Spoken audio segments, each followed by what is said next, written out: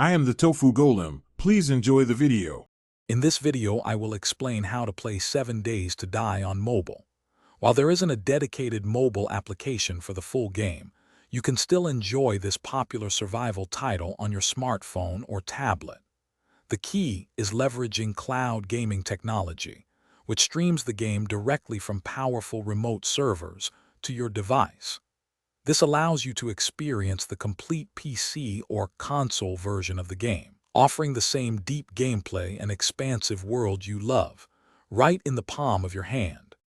Several excellent cloud gaming services support 7 Days to Die. NVIDIA GeForce Now lets you stream your existing PC game library to your mobile device, offering a high-quality experience. Xbox Cloud Gaming provides access to the console edition if you have an Xbox Game Pass Ultimate subscription. Additionally, platforms such as Shadow and Boosteroid are also viable options, each offering unique features and subscription models to get you into the action on the go. To get started, you will typically need to own a copy of 7 Days to Die on a compatible platform, such as Steam for PC or Xbox. A robust and stable internet connection is absolutely crucial for a smooth streaming experience, ideally with download speeds of at least 15 to 20 megabits per second. For the best control and immersion, we highly recommend using a compatible mobile gaming controller, as touch controls can be challenging for this complex survival game.